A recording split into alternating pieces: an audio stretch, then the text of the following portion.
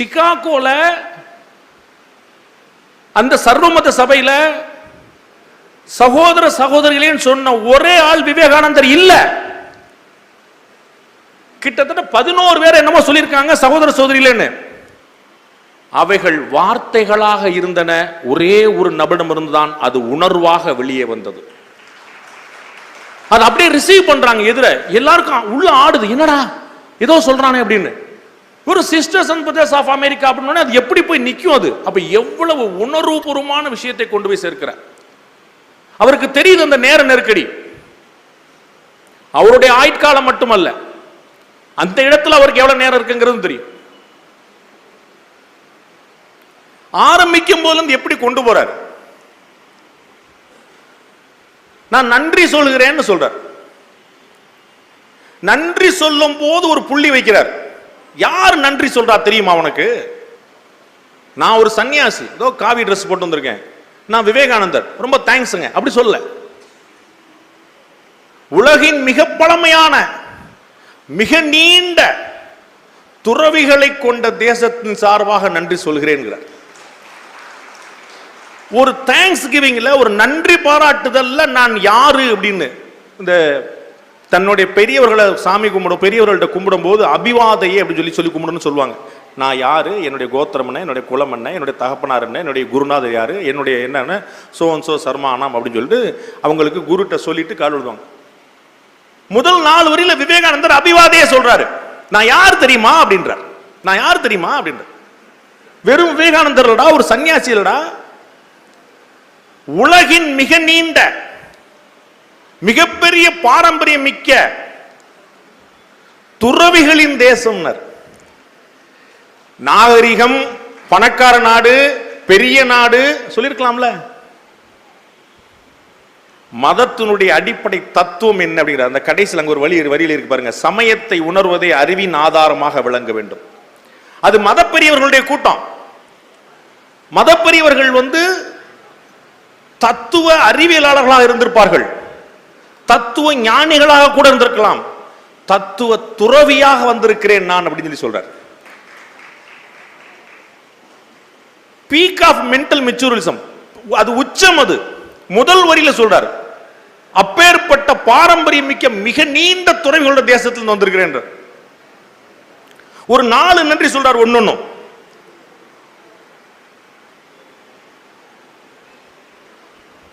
எல்லா மதத்துடைய தலைவர்களும் இருக்கிறாங்க. இந்து மதத்திலேயே வேற வேற பிரிவை சேர்ந்த தலைவர்கள்லாம் இருக்கிறாங்க. முதல் நன்றி சொல்லியாச்சு. வந்திருக்கவங்க பூரா மத தலைவர்கள். யாரு நீலாம் சின்ன பையனடா அப்படின்னு சொல்லக்கூடாது, நான் பெரிய ஆளு அப்படின்னு சொல்லக்கூடாது. ஆனா அவனுக்கு புரிய வைக்கணும். முதல் நன்றி சொன்னாரு. 2வது நன்றி சொன்னாரு, உலகத்தின் மதங்களுக்கெல்லாம் தாய் மதத்தின் நாட்டிலிருந்து நான் உங்களுக்கு நன்றி சொல்கிறேன், அவர்கள் சார்பாக நன்றி சொல்கிறேன். ஒரே வரி, உலக மதங்களுக்கெல்லாம் தாய் மதம். இதை விட ஒரு பெருமைய அடக்கத்தோடு எப்படி சொல்ல முடியும்?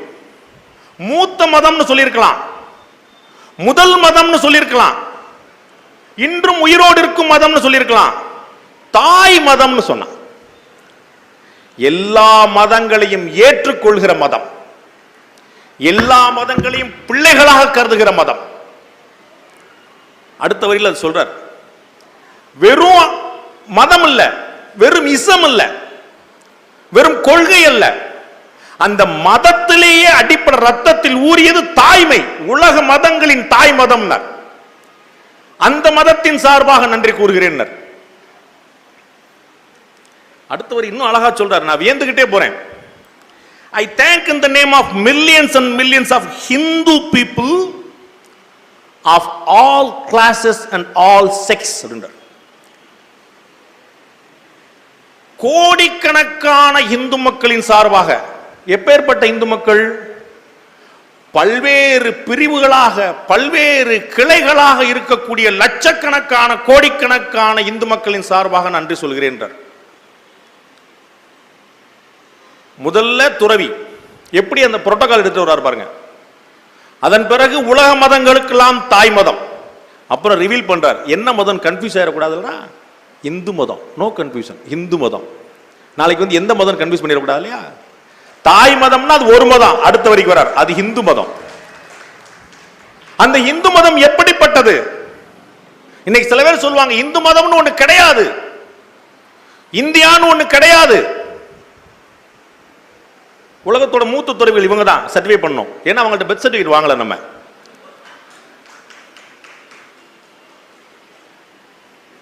விவேகானந்தர் சொல்றாருங்க, 100 ஆண்டுகளுக்கு முன்னாடிங்க, 150 ஆண்டுகளுக்கு முன்னாடிங்க,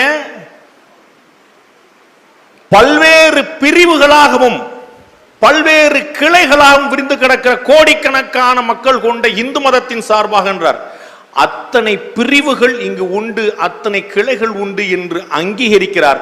அவருக்கு தெரியும் பிரிவு என்பது வேறு, பிளவு என்பது வேறு என்று விவேகானந்தருக்கு தெரியும். நிறைய இருக்கிறாங்க. ராமகிருஷ்ண மடம் இருக்கிறது, விவேகானந்த கேந்திரம் இருக்கிறது, அதுல வேலூர் மடம் இருக்கிறது, நிறைய, எல்லாமே ஒரே பணி, இறை பணி, மக்கள் பணி. இது பிரிவு, பிளவு அல்ல.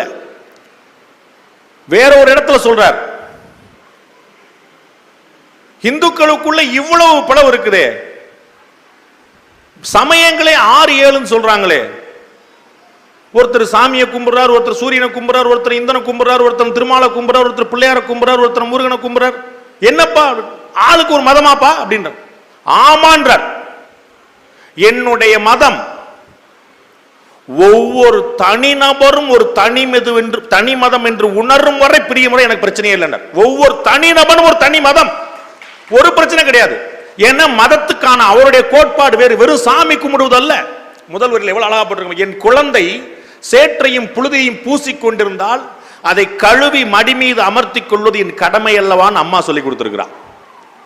அன்னை சொல்லி கொடுக்கிற வார்த்தை. என் பிள்ளை புழுதியோட வந்து நிக்குது, சேரோட வந்து நிக்குது, விட்டுற முடியுமா? அது என்னுடைய பிள்ளை இல்லையா? அதை குளிப்பாட்டி அழகுபடுத்தி அப்படியே இருந்தா கூட, அழுக்கோடு இருந்தா கூட என் மடியில உட்கார வச்சிருப்பேன். அதுதான் அன்னையுடைய வாக்கு, அதுதான் இந்த இந்து மதத்துடைய வாக்கு. எவ்வளவு தூரம் இந்து மதத்தை இழிவுபடுத்தினால் கூட அந்த மடம் அதே தாயுள்ளத்தோடு உங்களை ஏற்றுக்கொண்டிருக்கும். என்னுடைய பிள்ளை, அறியாத பிள்ளை, நீ சொல்றா அப்படின்னு சாதாரண உட்கார்ந்து. இந்த சகிப்புத்தன்மை வேற எங்கேயாவது பார்க்க முடியுமா? அதையும் அடுத்த வரி சொல்றார். இந்த கேள்வி நான் கேட்கிறேன் பத்தில, சகிப்புத்தன்மை பார்க்க முடியுமான்றோம்ல, அதையும் சொல்றார். I am proud to belong to a religion which has taught the world both tolerance and universal acceptance. நான் எந்த மதத்துல வந்திருக்கேன், அந்த மதத்தோட பேரை சொன்னேன், அந்த மதத்தோட குணத்தை சொல்ல வேண்டாமா? துறவிகள் கொண்டது, பழமையானது இந்து மதம். அப்புறம் அதோட கேரக்டர் சொல்ல வேண்டாமா? இந்து மதம் எந்த மதம் தெரியுமா? ஒட்டுமொத்த உலகத்திற்கும் சகிப்புத்தன்மையை சொல்லிக் கொடுத்த மதம் இந்து மதம். I am proud to belong to a religion which has taught the world, உலகத்துக்கு சொல்லிக் கொடுத்ததுன்றார். எங்க உட்கார்ந்துட்டு சார்? ராமகிருஷ்ண மடத்திலையா? விவேகானந்தர் இல்லத்திலையா?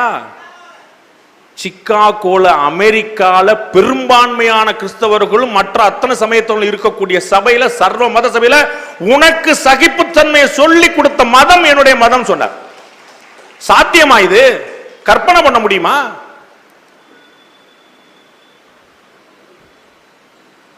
முரளி சார் சொன்னாங்க, சாமி கிட்ட பாண்டேக்கு நிறைய சக்தி கொடுக்கணும், நீங்கள்லாம் தான் அவருக்கு ஆசீர்வாதம் பண்ணணும், பாண்டேக்கு நிறைய சக்தி தேவைப்படுது, நாமெல்லாம் வேற மாதிரி முயற்சி பண்றோம் இந்த விஷயத்தை கொண்டு போறதுக்கு.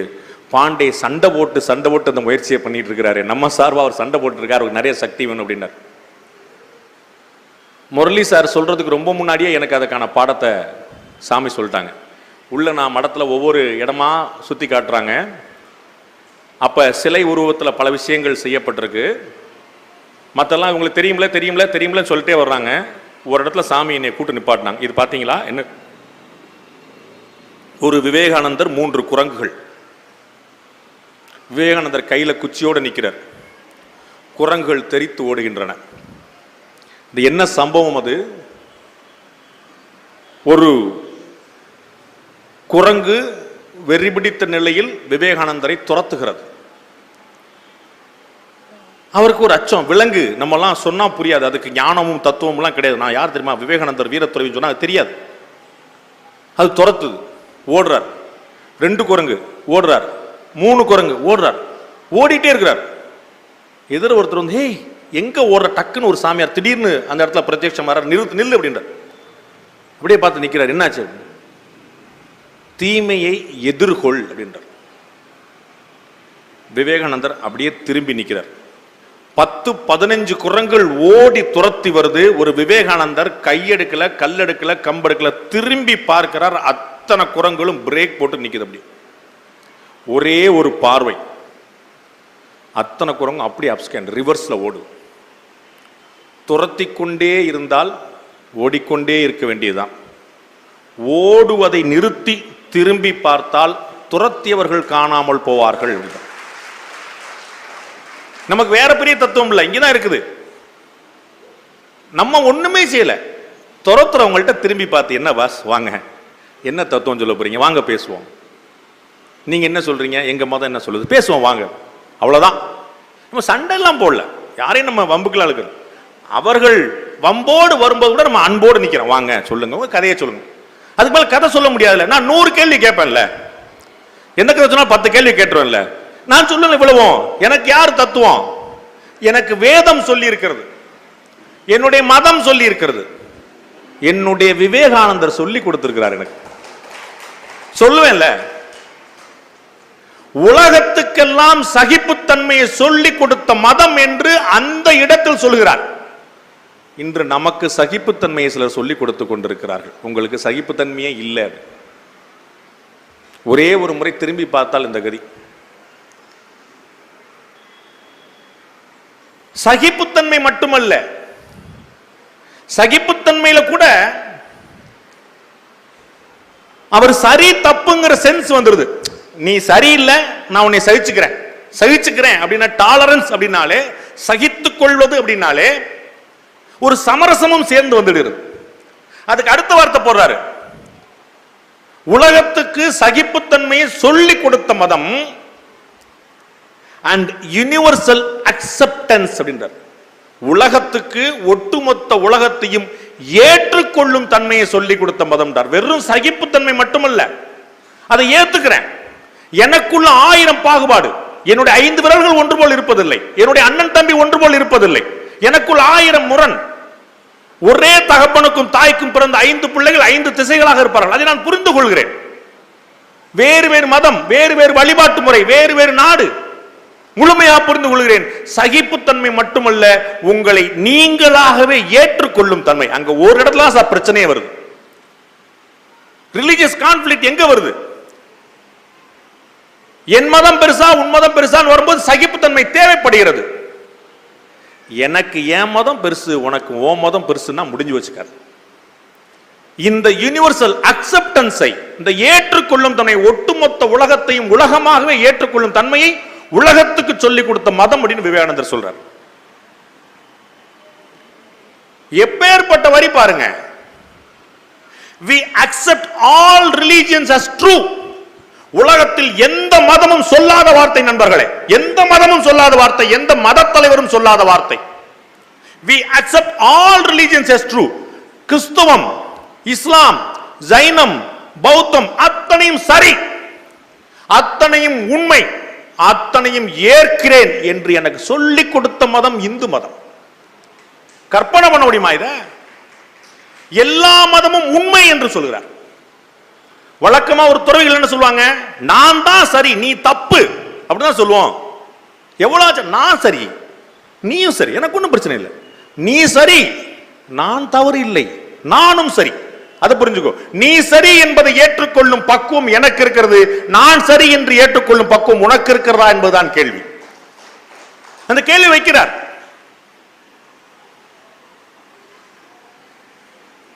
விவேகானந்தர் மாதிரி ஒரு தொலைநோக்கு பார்வை பார்க்க முடியுமான்னு யோசிக்கிறேன். அடுத்த வரிகள் பாருங்க. I am proud to belong to a nation. முதல்ல வந்து ஒரு பாரம்பரியத்தை சொல்கிறார், அதன் பிறகு ஒரு மதத்தை சொல்கிறார், அதன் பிறகு அந்த மதத்தின் பெயரை சொல்கிறார், அதன் பிறகு அந்த மதத்தின் குணத்தை சொல்கிறார், அதன் பிறகு இவ்வளவு நல்ல விஷயங்கள் கொண்ட இடம் எந்த இடமா இருக்கும் எல்லாம் கன்ஃபியூஸ் ஆயிரும். யாரா அது வேற மாதிரி சைஸா பேசுறாரு, எந்த ஊருக்காரனா இருப்பான் அப்படின்னு சொல்லும்போது என் நாட்டை சொல்றேன்னு கிளம்புறாரு. I am proud to belong to a nation which has sheltered the persecuted and refugees of all religions and all nations of earth. இன்னைக்கு நாம் பேசுகிறோமே குடியுரிமை திருத்த சட்டம், அண்டை நாடுகளிலிருந்து ஆட்கள் இங்கு வரலாமா என்பதை ஏற்றுக்கொள்ளலாமா கூடாதா என்ற சட்டம். இந்த சட்டத்தை விவேகானந்தர் 1893 பேசுகிறார். குடியுரிமை திருத்த சட்டம் பற்றி விவேகானந்தர் 1893 பேசுறார். என்ன சொல்றார்? I am proud to belong to a nation which has sheltered, மத ரீதியாக துன்புறுத்தப்பட்ட அத்தனை பேருக்கும் அடைக்கலம் கொடுத்திருக்கும் தேசத்திலிருந்து வந்திருக்கிறேன் என்று சொன்னார். என்னைக்கு 1800 இறுதியில சொல்றார் அவர். அன்னைக்கு அவர் வந்து இஸ்ரேலிஸ்டையும் ஜோராஸ்ட்ரியையும் கோட் பண்றார், மேற்கோள் காட்டார். எந்த ஆண்டு இஸ்ரேலியர்கள் துரத்தப்பட்டார்களோ அந்த ஆண்டே அவர்களுக்கு அடைக்கலம் கொடுத்தோம். அப்புறம் பெரிய ஆளா வருவானான்னு இன்னைக்கு மாதிரி வேர்ல்டுல தாதாவாயிட்டான் இஸ்ரேலிஸ்ட். அப்ப நம்ம கூட பழக்கம் வச்சுக்கல. அவர்கள் அனாதைகளாக துரத்தப்பட்ட போது அன்றே அடைக்கலம் கொடுத்த நாடு இந்தியான்னு சொல்றார். மத ரீதியாக துன்புறுத்தப்பட்டவர்களுக்கு அடைக்கலம் கொடுத்த நாட்டிலிருந்து வந்திருக்கிறேன். சகிப்புத்தன்மை என்பது எங்களுக்கு பேச்சல்ல, மத ஒற்றுமை என்பது எங்களுக்கு வார்த்தை அல்ல. வேர்ல்ட் அக்செப்டன்ஸ், உலகத்தை ஏற்றுக்கொள்வது என்பது எங்களுக்கு வெற்று ஜாலம் அல்ல. இது அத்தனையும் நடைமுறையில் செய்து காட்டி கொண்டிருக்கக்கூடிய ஒரு தேசம்னு சொல்றார். உதாரணத்தோடு சொல்ல இஸ்ரேலின் ஜோராஸ்ட்ரியர் மேற்கோள் காட்டி சொல்கிறார். அதற்கு தான் அந்த இறையியல் தத்துவம். அதை புரிஞ்சுக்கிறதுக்கு எனக்கு எவ்வளவு நேரம் ஆகுதுன்னு பாருங்க. அது 4 நிமிஷம் சொல்லி முடிச்சிருக்காரு. As the different streams having their sources in different paths which men take through different tendencies, various though they appear, crooked or straight, all lead to thee. நான் சின்ன வயசுல இருந்து ஒரு ஸ்லோகம் சொல்லிட்டே வர்றேன். எங்க ஊர்ல எல்லாருமே அந்த ஸ்லோகத்தை சொல்லுவாங்க. அந்த ஸ்லோகத்தின் பொருள் இவ்வளவுதான். விவேகானந்தர் சொல்கிறார் சிக்காகோல. அந்த ஸ்லோகத்தின் பொருள் இவ்வளவுதான். அந்த மந்திரத்தின் சொல் அர்த்தம் இவ்வளவுதான். ஆளுக்கு ஒரு பக்கம் சாமி கும்பிடு, ஆளுக்கு ஒரு திசையில பயணம் செய், ஆளுக்கு ஒரு இலக்கை நோக்கி போ. ஆளுக்கு ஒரு இலக்கை நோக்கி போவா என்னங்க ஆகும்? நம்ம தொலைஞ்சு போயிருவோம். அவர் சொல்றாரு, எந்த இலக்கை நோக்கி போனாலும் என்னையே அடைவாயின்றார். நீ எந்த திசையில போ, மேற்கு நோக்கி தொழுகு, வடக்கு நோக்கி தொழு, தெற்கு நோக்கி தொழு, கிழக்கு நோக்கி தொழு, எந்த பக்கம் தொழு, என்னைத்தான் அடைவன்.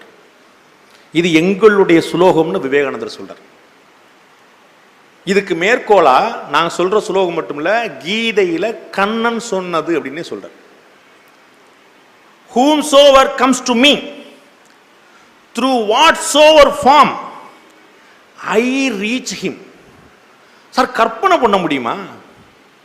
யார் யாரெல்லாம் என்னை நோக்கி வர முயற்சிக்கிறார்களோ, எந்தெந்த விதத்திலாம் என்னை அடைய முயற்சிக்கிறார்களோ அவர்கள் என்னை அடைவார்கள் தானே சொல்லணும். I reach him. என்னுடைய இறைவன் என்னை தேடி நீ வந்தா போதும், நான் வந்துடுறேன்டா வாண்டன்றான். அப்படிப்பட்ட இறைவன் என்னுடையவன். கீதையில கண்ணுடைய ஸ்லோகத்தை சொல்றார்.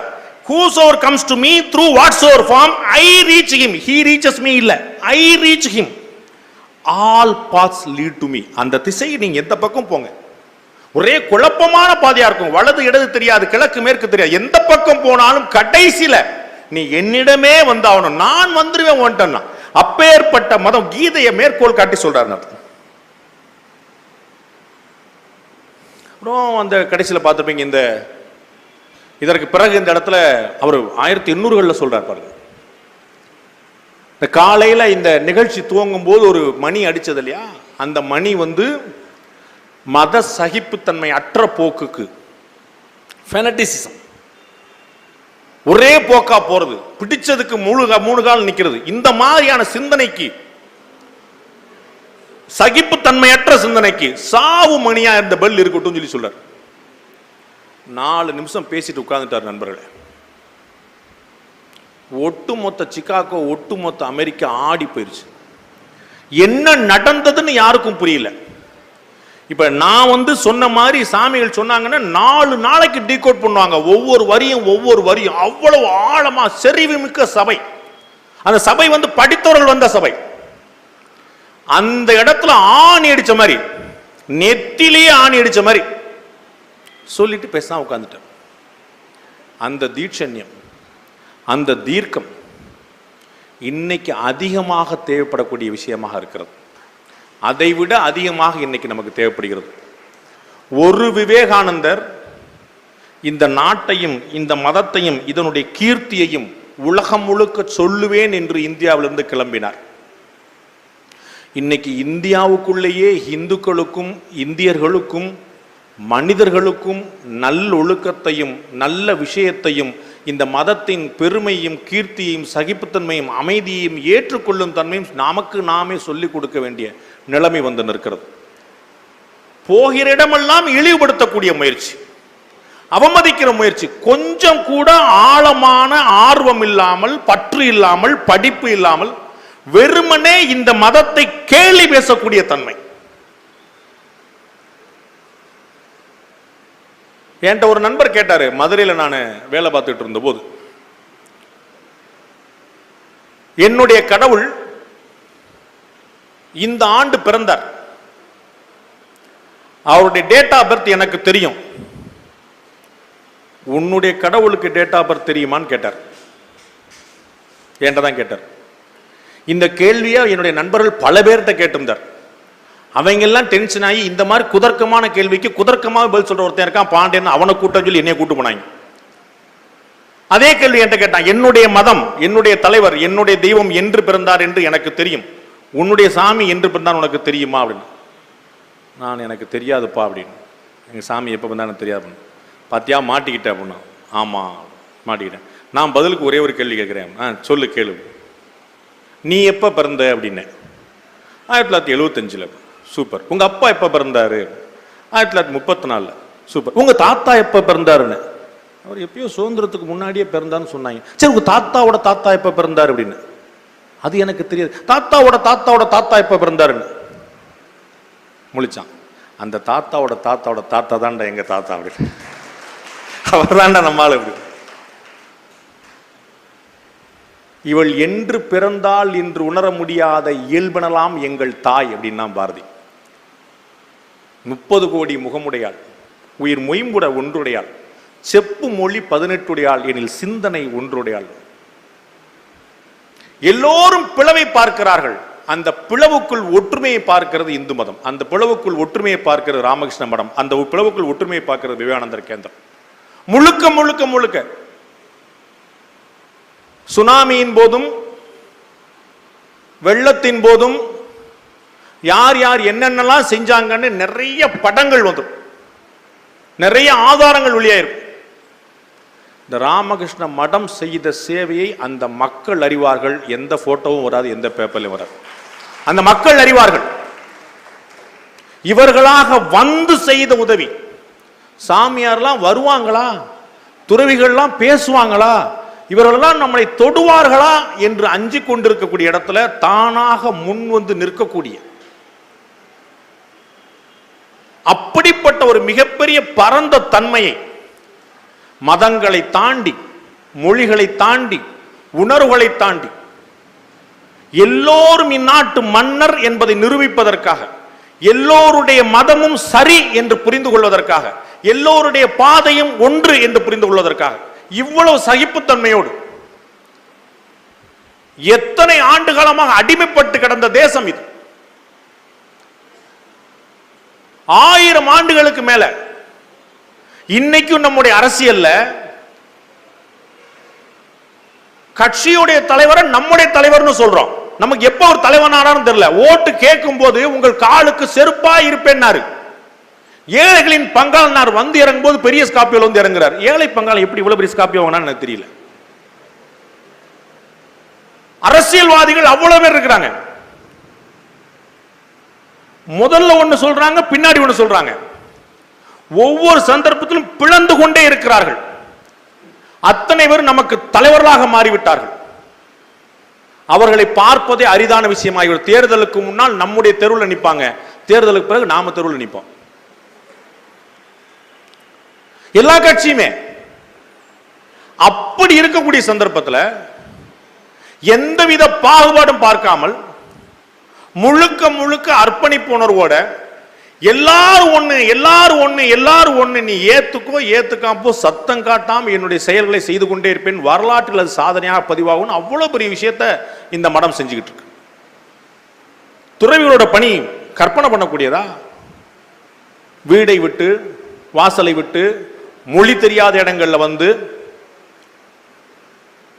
அன்பு மட்டுமே மொழியாக இருக்கும் போது, நல்லது செய்வது மட்டுமே கடமையாக இருக்கும் போது அவர்களுக்கு வேற எந்த தேவையும் இருக்கிறது இல்லை. அதை இது போன்ற மகத்தான துறவிகள் இந்த மடங்கள் மூலமாக சாத்தியப்படுத்தி கொண்டே இருக்கிறார்கள். இன்னைக்கு உலகத்துக்கு தலைமை நாடாக இந்தியா ஆக முடியுமானால் இந்த மதத்தை ஏற்றுக்கொண்டால் மட்டும்தான் முடியும். இது இந்து மத உணர்வோடு நான் சொல்ல கொள்ளவில்லை. இந்து மதத்துக்கு நான் இந்து மதத்தில் பிறந்தேங்கிறக்கா சொல்ல, இந்த மதத்தில் இருக்கக்கூடிய ஏற்றுக்கொள்ளும் தன்மை, இந்தியாவில் இருக்கக்கூடிய சகிப்புத்தன்மை, சர்வே ஜனா சுகினோ பவந்துன்னு சொன்னவே நம்மாளு, வசுதெய்வ குடும்பகன்னு சொன்னவே நம்மாளு, யாதும் ஊரே யாவரும் கேளிர்னு சொன்னவன் நம்மால். உலகத்தில் ஒருத்தன் சொன்னதில்லை. இந்தியர்கள் சொல்லியிருக்கான், தமிழ்ல சொல்லியிருக்கான், சமஸ்கிருதம் சொல்லியிருக்கான், வடக்கே தான் சொல்லியிருக்கான், தெற்கே தான் சொல்லியிருக்கான். யாதும் ஊரே யாவரும் கேளிர், எல்லாரையும் சொந்தம் அப்படின்னு. இன்னைக்கு வரைக்கும் தெற்க போனீங்கன்னா முஸ்லிம்களை மாமா மச்சான்னு சொல்ற பழக்கம் இன்னைக்கு வரைக்கும் இருக்கு. இன்னைக்கு வரைக்கும் மாப்பிள்ள மாமா மாப்பிள்ள ரெண்டே வார்த்தை தான். கிறிஸ்தவர்களுடைய சர்ச்சுக்குள்ள ஆயிரக்கணக்கான பேர். இன்னைக்கு வேளாங்கண்ணி சர்ச்சும் நாகூர் தர்காவும் கிறிஸ்தவர்களாலும் முஸ்லிம்களால் நிரம்பி இருப்பதை விட அதிகமாக இந்துக்களால் நிரம்பி இருக்கிறது. அப்பேற்பட்ட சகிப்புத்தன்மை, அப்பேற்பட்ட ஏற்றுக்கொள்ளும் தன்மை. அப்படியே நான் ஏத்துக்கிறேன், எனக்கு எந்த மாறுபாடும் கிடையாது, அப்படியே ஏற்றுக்கொள்ளும் தன்மை. அதுதான் நமக்கு காலகாலமா சொல்லிட்டு வந்திருக்காங்க. வைய தலைமைகோள் அப்படின்னா கண்ணு முன்னாடி பார்க்க போறோம். எண்ணி 5 வருஷம் அல்லது 8 வருஷம் இந்த ஒட்டுமொத்த உலகமும் இந்தியா என்ன சொல்கிறது என்று காத்திருக்க போகிறது. ஒட்டுமொத்த உலகமும் விவேகானந்தர் கண்ட கனவு, அவர் போட்ட விதை நடைமுறையில் கண்ணு முன்னாடி பார்க்கிறோம். ஹார்ட்லி ஒரு 5 to 8 years. ஆல்ரெடி தாதா ஆயாச்சு. ஆல்ரெடி ட்ரம்ப் ஓட்டு கேட்டு இங்க வர்றாரு, தெரியுமா? ட்ரம்ப் ஓட்டு கேட்டு இங்க வர்றாரு, குஜராத்துக்கு வர்றாரு.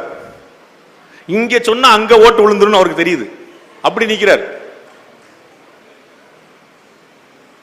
இது எப்படி சாத்தியம்? ஒரு பெரிய நாடுங்கிறனாலயா, சைஸ்னாலயா, வல்லரசு ஆயிட்டமா, பட்ஜெட்ல சர்ப்ளஸ் மணி வந்துருச்சா, நிறைய லாபம் இருக்கா? ஒண்ணுமே கிடையாது. இன்னமும் துண்டு போட்ட பட்ஜெட் தான் போட்டிருக்கோம், மாநிலமா இருந்தாலும் சரி மத்திய அரசா இருந்தாலும் சரி. ஆனால் இந்த தேசத்தை வழி நடத்துவது பணம் அல்ல, பொருளாதாரம் அல்ல, பட்ஜெட் அல்ல, இந்த சகிப்புத்தன்மை நமக்கு சொல்லி கொண்டிருக்கக்கூடிய பாடம். இந்தியாவுடைய ஆன்ம ஒளி, இந்த ரத்தத்துல ஊறி போயிருக்கக்கூடிய ஒரு ஆன்ம ஒளி இந்த நாட்டை அப்படியே கொண்டு போய் நிப்பாட்டு. உலக நாடுகள்ல போனா இந்தியர்களுக்கான மரியாதை என்ன? எளிமைக்கும் ஏமா படைத்தும் நான் வள்ளுவேன். 7 தலைமுறைக்கு அந்த ஞானம் இருக்கும்டா அப்படின்னா சும்மா இந்த மண்ணில் பிறந்தாலே அவ்வளவு. உலக நாடுகளில் எவ்வளவு வெள்ளையர்கள் பதறி பதறி வர்றான் இந்தியாவுக்கு. என்னடா நடந்துச்சு, என்னடா இந்த ஊர்ல, இந்த பக்கம் காசின்றான், அந்த பக்கம் ராமேஸ்வரன்றான், இந்த பக்கம் நகரேசு காஞ்சின்றான். எந்த ஊரை கேட்டாலும் புண்ணியம் ஊருன்றாடா.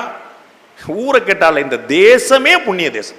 இந்த தேசத்துல ஒவ்வொரு அடி மண்ணும் புண்ணியம், ஒவ்வொரு அடி பூரா திவ்ய தேசம். எல்லா இடமும். நெதர்லாண்ட்ஸ் போயிருந்தேன் சார், 200 வருஷம் பில்டிங்கை காட்டுறான். திஸ் இஸ் 200 years old அப்படின்றான். டேய், எங்க ஊர்ல 2000 வருஷம் கட்டடம் சும்மா கிடைக்கடா, ஓரமா கிடைக்கடா. 200 years old. நமக்கு நம்முடைய பெருமையை சொல்லித் தரவில்லை. எல்லோரும் இந்த மதத்தையும் இந்த நாட்டையும் இழிவுபடுத்தும் போது ஓஹோ அப்படித்தான் இருக்குமோ என்று நாம் தலை குனிந்து கொண்டே வருகிறோம், பதில் தேடுவதில்லை. இந்த மதத்தை போல கீர்த்தி மிக்க மதம் பார்க்க முடியாது, இந்த தேசத்தை போல சக்தி மிக்க தேசம் பார்க்க முடியாது. எல்லோரையும் ஏற்றுக்கொள்ள சொல்லக்கூடிய தேசம் இது. இன்னைக்கு வரைக்கும் கிட்டத்தட்ட 20% பேர் இந்துக்கள் அல்ல. 20% பேர், 100 பேர்ல 20 பேர் இந்துக்கள் அல்ல. மத கலவரம் நடக்கிறதா? பல வெளிநாடுகளில் ஒரே மதத்துக்குள்ளேயே கொலைவெறி தாக்குதல் நடக்கிறது. எல்லோரையும் ஏற்றுக்கொள்ள யார் சொல்லி கொடுத்திருக்கிறார் இந்த இடத்துல? அவனவன் அப்படியே இரு. நீ டர்பன் கட்டிக்கோ, நீ குல்லா போட்டுக்கோ, ஒரு பிரச்சனை இல்லை. எல்லோரையும் அவர்களே பார்த்துக் கொள்ளும் தன்மை. ராமகிருஷ்ண பரமஹம்சருக்கு எவ்வளவு உணர்வு இருந்திருக்கும். அதை ஒரே ஒரு காளி கோயில்ல வச்சுட்டு இருக்கார். தபஸ் பண்ணி சேர்த்து வச்சிட்டு இருக்கார். ஒரு பையன் ஓடி வர்றான், நரேந்திரன். சிக்கிட்டாண்டா என்னுடைய ஆள், அத்தனை அன்பையும் கூட்டுறார். ஒரு டச், ஒரு கால் விரல் படுகிறது, கடவுளை பார்க்கிறார் நரேந்திரன். எங்க எவ்வளவு பெரிய சக்தி! இந்த பவர் டிரான்ஸ்ஃபர்மேஷன் மேஜிக்கா? எவ்வளவு வருஷ தபசுடைய நீட்சி அது! ஒரே ஒரு டச், அது பறக்கிறது. உலகமெல்லாம் ஒரு ஒளி. கன்னியாகுமரியில் உட்கார்ந்து இருக்கிறார் சார். இந்தியா முழுக்க பயணிக்கிறார் சார். உலகம் முழுக்க பயணிக்கிறார் சார். எப்படி எல்லா இடத்திலையும் வரவேற்பு கிடைக்க முடியும்? எப்படி எல்லா இடத்திலையும் ஒரு ஆகாவும் சொல்லிட்டே இருக்க முடியும்? அவ்வளவு தேஜஸ் ஒருத்தருக்கு எப்படி இருக்க முடியும்? பல நாள் பட்டினி, துறவி, மொட்டை, காவி சட்டை, சும்மா சுத்திட்டு இருக்கிறாரு. அவரை பார்த்தா எப்படி நடுங்குறான்? திரு ரஜினிகாந்த் அவருடைய வீட்டில் ஒரு வாசகம் பார்த்தேன். வீட்டுக்குள்ள நுழைஞ்ச உடனே இடது பக்கம் வச்சிருக்காங்க ஒரு வாசகம். அசாத்தியமான செயல்களை நீ செய்ய முயற்சிக்கலாம். பல அசாத்தியமான செயல்களை நீ செய்ய முயற்சிக்கும் போது நீ தனிமைப்படுத்தப்படலாம், தனித்து விடப்படலாம், உனக்கு ஆதரவாக யாருமே இல்லை என்ற அச்சம் எழலாம். நீ எடுத்த பணி ஆன்ம பலம் கொண்டதாக இருந்தால், நீ எடுத்த பணி இந்த நாட்டுக்கான நன்மைக்குரியதாக இருந்தால், ஒட்டுமொத்த உலகத்தில் இருக்கக்கூடிய நல்ல ஆத்மாக்கள் உனக்கு பின்னால் நிற்கும்னு அந்த வரி சொல்லு. ஆத்மாக்கள் உனக்கு பின்னால் நிற்கும். நீ தனியா நிப்ப. பார்க்கிறதுக்கு தனிமைப்படுத்தப்பட்டது போல தெரியும். உலகம் உணர்ந்து கொள்ளும் அது தனிமைப்படுத்தப்பட்டதல்ல, தனித்துவம் என்று தெரியும். அப்பேற்பட்ட ஆன்ம பலம் ஒரே ஒரு ஆள். மதமாற்றமும் இழிவுபடுத்துதலும், மதம் என்பது வெறி என்றும் இந்து மதத்துக்குள்ளே பலர் நினைத்துக் கொண்டிருந்த போது, என்னுடைய மதத்தை சேர்ந்த பலர் அடுத்த வேளை சாப்பாட்டுக்கு இல்லாமல் இருக்கும் போது அவர்களிடம் மதத்தை போதிப்பது அராஜகம்னு சொல்றார். அத மாதிரி பெரிய தப்பு எதுவும் கிடையாது. பசிதான் முதல்ல தீர்க்க வேண்டியது, மதம் இல்லைன்றார். யார் சார் சொல்லிக் கொடுப்பா? அது மாதிரி ஏழ்மையை ஒழிக்கணும், வறுமையை ஒழிக்கணும், பாகுபாட ஒழிக்கணும். அப்ப நிதானம் வரும், அப்ப அறிவு வரும், அப்ப தேடல் வரும், அப்ப சொல்லணும் அவன்கிட்ட மதத்தை பத்தி. எவ்வளவு பெரிய ஞானம், எவ்வளவு எளிமையா பிரிச்சு சாதாரண சொல்லிக் கொடுக்கப்பட்டிருக்கு. அப்பேற்பட்ட மதத்தை சேர்ந்தவன் என்ற முறையிலும், அப்பேற்பட்ட நாட்டை சேர்ந்தவன் என்ற முறையிலும் பிறந்ததற்கே பெருமைப்படுகிறேன். உங்கள் அத்தனையும் சந்தித்ததற்கு மிகப்பெரிய பெருமை அடைகிறேன். நன்றி, வணக்கம்.